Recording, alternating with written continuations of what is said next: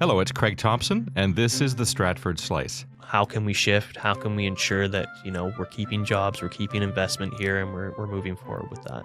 This could be a great opportunity for Canada, though, because instead of the port of call being, over on in Michigan, maybe it's going to be in Ontario now. There is a lot of misinformation that goes on there, and talking points, I guess, to kind of fit whatever narrative's being said. My guest today on the Stratford Slice is Aaron Martin. For the last year or so, he's been the manager of the Stratford and District Chamber of Commerce, but he's also in the agricultural industry. So his portfolio ranges from farming to manufacturing to aerospace to auto parts, hence the reference to water buffalo. Welcome to the Stratford Slice, Aaron. Well, thank you for having me, Craig. Tell me, first of all, about your agricultural background. Water buffalo, how does that fit into your background? Yeah, absolutely. So I grew up on a small hobby farm, but my grandparents were actually dairy farmers, and then I married into a dairy family as well, just south of Sebringville, so just outside of Stratford here. It's actually one of the largest water buffalo farms in North America, and they supply. If you ever have Italian mozzarella that's made in Canada, most of that milk comes from that farm. It's blended with a couple other ones, but water buffaloes generally double the butter fat, so that's why cheesemakers like to use it. So. And where do you export that water buffalo cheese and dairy product? Yeah, so they milk 120 Holsteins as well, so that's all underneath the Dairy Act and quota supply management system. The water buffaloes are outside of that, so all that marketing's done actually by my wife and her brothers. They ship that milk and cheese between the GTA all the way down to Windsor. They've looked at doing contracts outside, but then there's that legislative bit that kind of goes through that. And right now with tariffs, it's something that they're not looking at doing. DFO does all the marketing for the actual Holstein cattle. And right now, I know they do ship some stuff to the United States. There's a lot of contention there, though, with that as well. You'll see Donald Trump often referencing us dumping milk on their market. Sometimes that can be, skim milk or other items along there, or powdered. But it's over and above the quota. I think there's something to do with he's not actually stating the facts correctly. We're not dumping it. It's something above a threshold. Yeah, so American milk can come here. There is a threshold. Once it goes over that, that's when that tariff comes into effect of it coming into Canada. There is certain caveats, like our supply management system does protect the Canadian farmer, and that ensures that we're having quality animal welfare, and it's being held up to our standards as well. So it's one of those things where there is a lot of misinformation that goes on there, and talking points, I guess, to kind of fit whatever narrative's being said. We're in the agricultural heartland of Ontario here in Stratford and Perth County. Tell me from a broader picture, not just dairy, but from all of we have pork, we have all sorts of other farm sectors.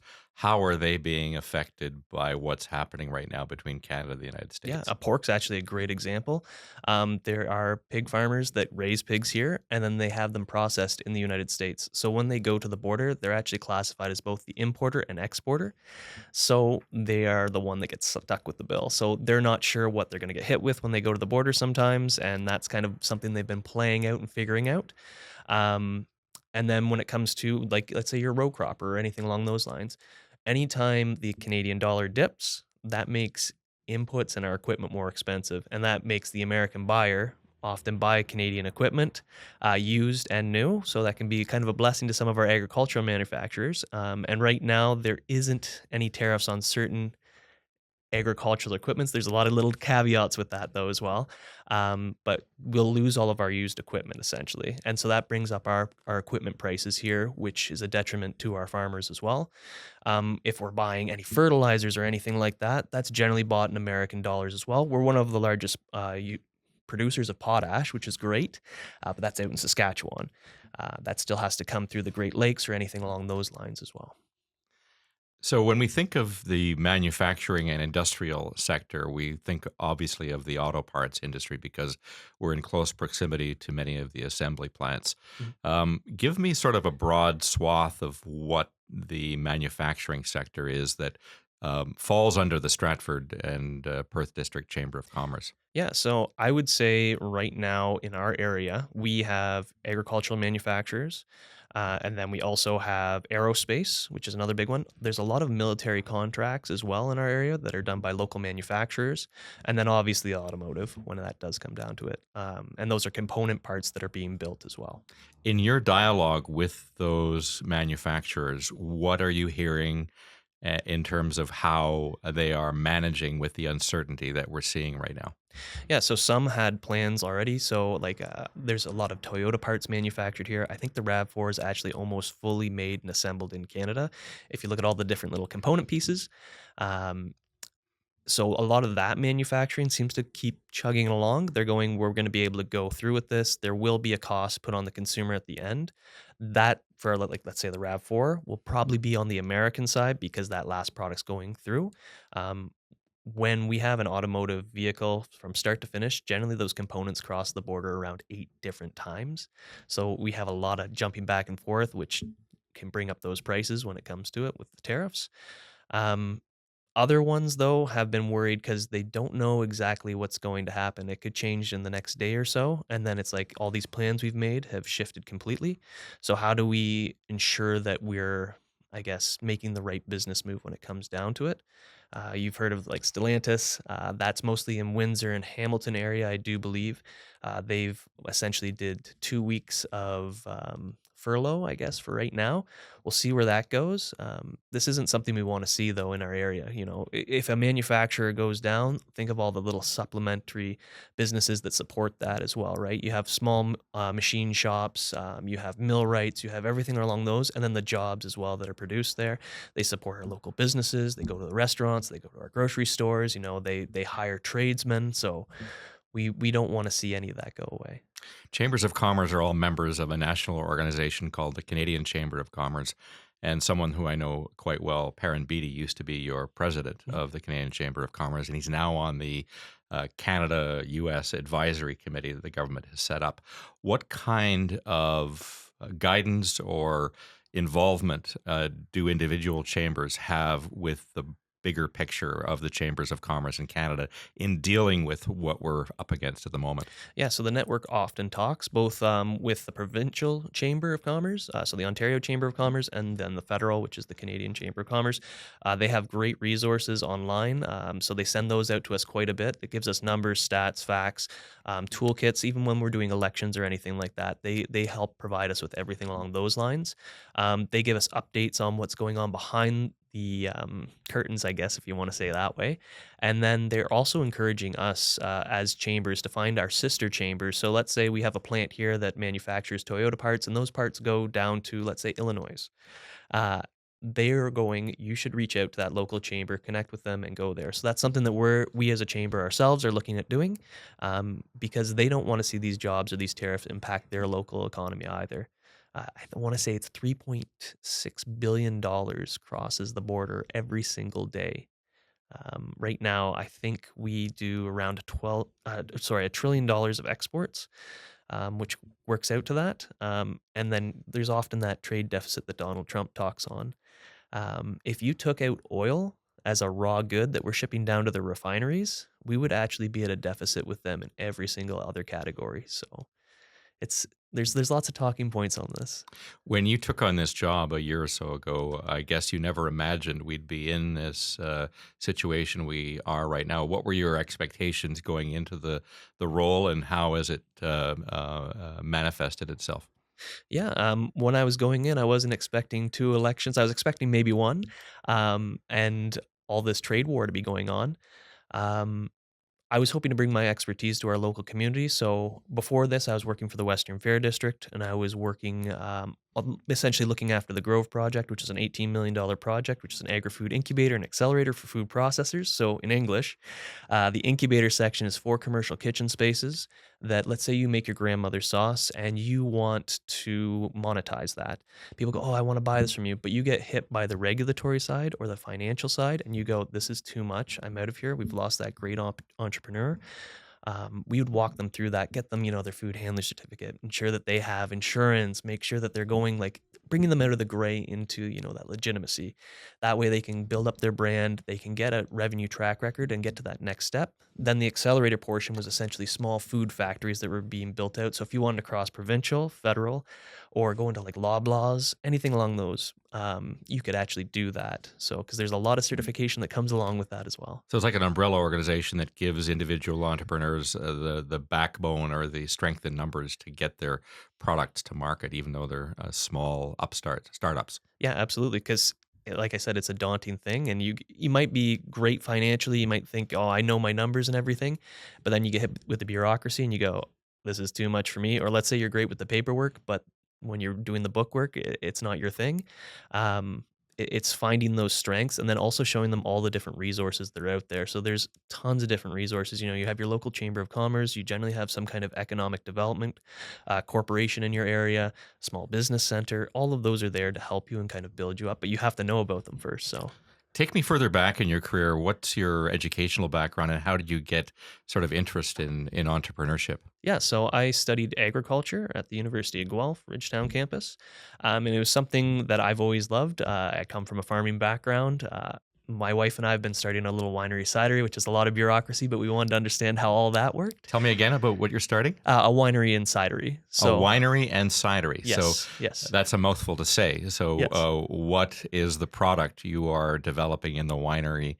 And obviously, cider. What's the fruit? Yeah, so hard cider. So there's a local orchard that we have as a family friend, and then we've also been planting some of our own with certain cider varieties that we know make a good dry cider. So think of like European style, like from Brittany or Lower England. Um, So it's all apple product. all Apple product, and that also gets around some of the taxation and bureaucracy. So they really want to see the Apple industry flourish there with ciders.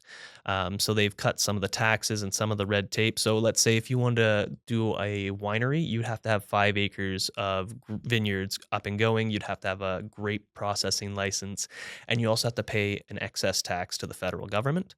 So I still have to have my excess license, but I don't have to pay that tax because they want to see that be developed. I don't have to have 5 acres of orchard. So let's say if you wanted to have a storefront here and do something along those lines, it is possible through that way.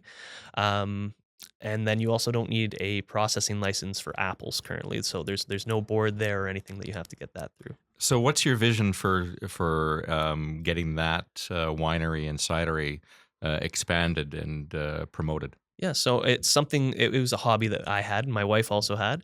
And then we went, why don't we monetize this? Why don't we see how this goes? Stratford area, there's Perth Farmhouse that was just opened the other year, just northeast of town. They're a fantastic operation. Highly recommend going to check them out. But this area should have more of those. It can be done with our climate. It can be done with our soils. Marginal land can be used for the vineyards or orchards, which a lot of people, think of a nice pristine orchard, but you can use really garbage land for trees. So that's where you have that opportunity there. And, we have it's another reason for people to come to our area. We have the theater here, so people come in, they can go to a winery, they can come see a show, they can come get dinner in town. It's just another reason to visit the area again. And the industry is fantastic. People are very cooperative. They don't hold up. They don't hold their cards close to their chest, I should say. And they want more in the area. So if there was 10 around Stratford, that'd be great for my business and for Perth Farmhouse or any other ones that start up because it creates kind of a trail. And like I said, it's another reason to come back and try it out. It speaks to the whole farm gate movement, where people can come to a community and then go out into the rural areas and find produce and items directly from the farmers who grow them. Yeah, and that adds to sustainability too, right? If you have a value add product that you have from your farm, if you're not just doing row crop or anything along those lines, your return isn't huge on those unless Right. you're doing it on scale.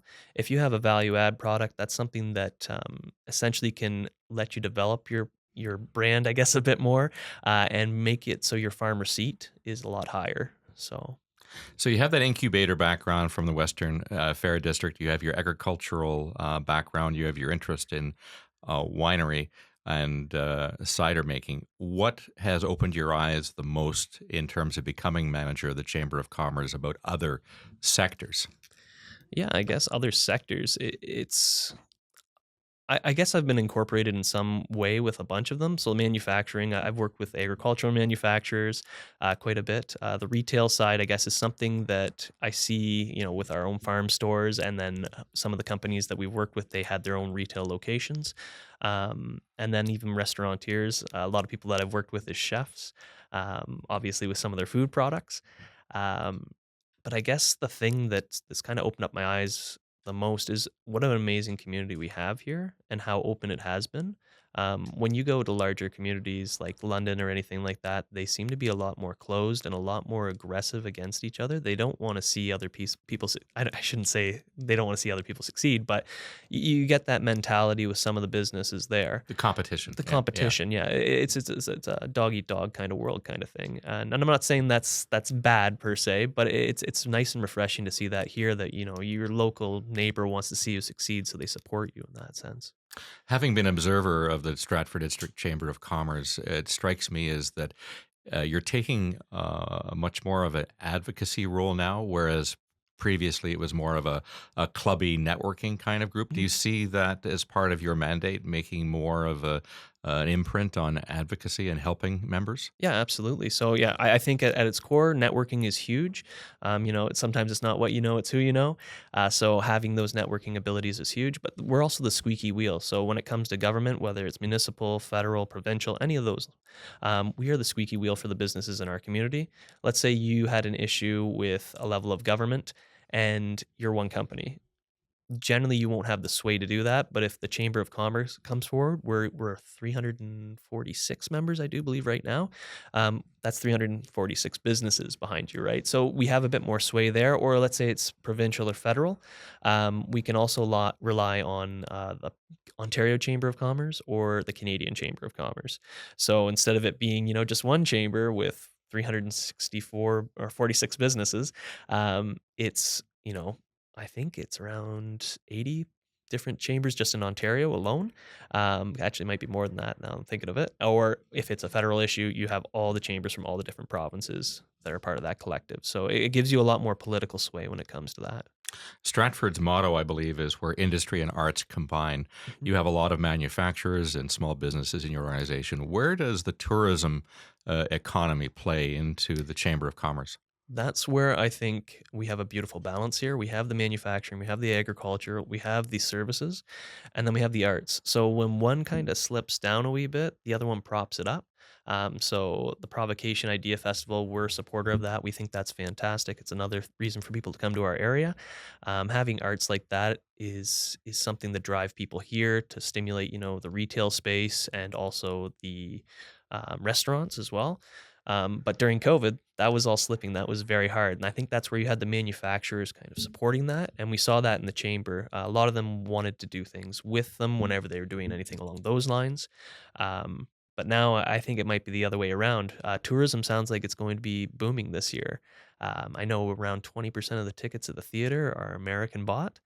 Um, and people are seeing that there's going to be a lot of demand. They're already getting tons of bookings for things. So we might see that industry have a really great year. And we're hoping that they'll be supporting the manufacturing side, whether that be, part-time jobs that spring up or let's say they need something manufactured for some of their production or anything along those lines. So But labor is a big problem. A lot of mhm. businesses are having problems finding people and housing people and things like that. So how are you addressing that?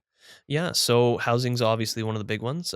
There is some development that's looking to go in Stratford itself, the old Krug factory, I do believe. Right now, that's under a bit of opposition with the train track there. So we are supporting that the best we can, and we're going, how can we help? And they went, right now, we're just getting it through that legislation. It shouldn't be any issue, but if there is any pressure we can do politically, we want to do that. We want to have those homes here. We want to ensure that people have a place to stay when they come, and then when they actually decide to make this their home. Um, we have so many people commuting in right now, and they should be living in our community, paying taxes here. Being a frequent customer to our local restaurants and retailers as well. There's another one on the northwest of town, right near No Frills. I do believe they're putting in an apartment block there. There was some pushback, but that's another thing that we fully support. It's great because it's a walkable area, Yeah. ultimately, that spot, and there's a bus stop right there too, so if they do need to get deeper into town, they can. So There are so many things beyond your control and our control. What do you see? How do you see the future unfolding, and how you can make a contribution? yeah, so I guess waiting to see is kind of what everyone's been doing right now when it comes to tariffs, because you can't be proactive until you know the actual issue. Ways I guess we are trying to be proactive is reaching out to the American chambers and kind of going, hey, this is impacting your local economy too. Talk with your local business owners, and they're going to talk with also the governors of their states. They're going to talk with their local politicians, and that's going to have pressure from that side to ensure that this doesn't happen. We really want to have a lot of experts come into a room, but we also don't want to have experts come into a room and then have all the business community and then the experts go, we're not sure. We don't want to create that. So once we actually have an idea of what's actually going to be happening, that's when we'll have those experts in a room. One person that we have talked about is the Ministry of Export and Trade. It's a whole slew of words. They always seem to change them too. But having some of them come in and talk about foreign markets as well.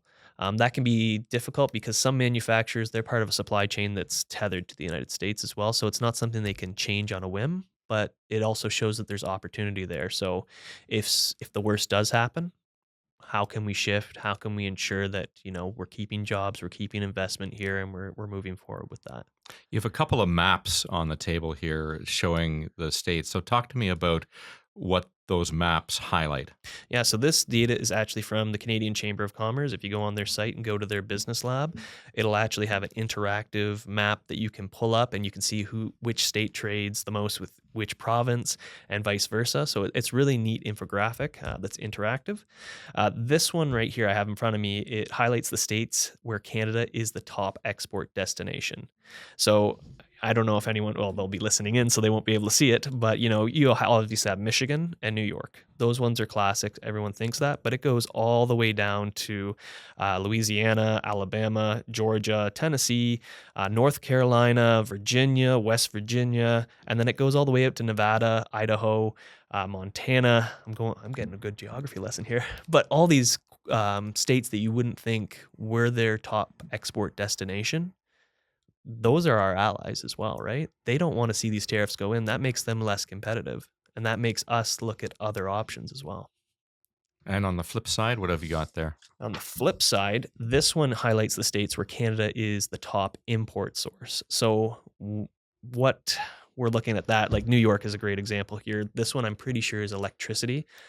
We supply an immense amount of electricity to upstate New York. That funds their industry, fuels their industry, sorry, and keeps lights on in their homes. A lot of electric heat as well in upper New York State. Maine as well, same kind of idea with the electricity, but I do believe we ship them a lot of processing goods for their lumber industry. And electronics, I think, come from Maine back to us, which is very interesting. There's still little bits of industry there too that you'd never think of. But it's something that this is a lose-lose situation when it comes down to it. Yeah. We don't want to see this happening.